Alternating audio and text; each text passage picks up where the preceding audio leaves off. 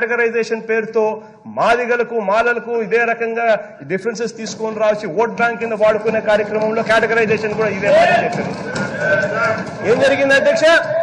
అది చెయ్యలేము అని తెలుసు, కాన్స్టిట్యూషన్ దానికి ఒప్పుకోదు అని తెలుసు, కాన్స్టిట్యూషన్ ప్రకారం ఏదైనా చేస్తే అది నిలబడదు అని తెలుసు, ఎవరైనా కోర్టుకు పోతే దాన్ని కొట్టేస్తారు అనే సంగతి తెలుసు. తెలిసినా కూడా రాజకీయంగా లబ్ధి జరిగించేదానికోసం చివరికి ఎస్సీలలో కూడా చుచ్చుపెట్టి కేటగరైజేషన్ అని చెప్పి తీసుకొచ్చారు. ఏం జరిగింది? దానివల్ల కోర్టు కొట్టేసింది. కోర్టు కొట్టేస్తాది అనే సంగతి తనకు తెలీదా? తనకు తెలిసినప్పుడు ఎందుకు చేశాడు? కేటగరైజేషన్ ఎస్సీల్లో మాల మాదిగా అందరికీ న్యాయం జరగాలని కేటగరైజేషన్ బిల్లు తీసుకొచ్చిన పార్టీ తెలుగుదేశం పార్టీ అధ్యక్ష. దానివల్ల మాదిగలకు న్యాయం జరిగింది.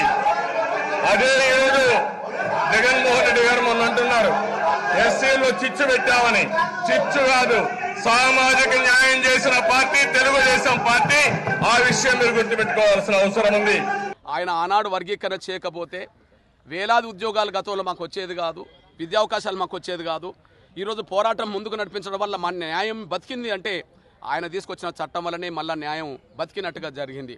అప్పుడే చెప్పాం, షెడ్యూల్ కులాల వర్గీకరణ ఉమ్మడి ఆంధ్రప్రదేశ్ చేసిందే ఆంధ్రప్రదేశ్ ముఖ్యమంత్రిగా ఉన్నప్పుడు చంద్రబాబు నాయుడు గారు. కాబట్టి ఇప్పుడు ఆటోమేటిక్గా చంద్రబాబు నాయుడు గారు మళ్ళీ ముఖ్యమంత్రిగా ఉన్నాడు. ఆయన వర్గీకరణ చేస్తామని పదే హామీ ఇచ్చి జనంలోకి వెళ్ళాడు. మాదిగలందరూ ఆయనకు సంపూర్ణ సహకారం అందించారు.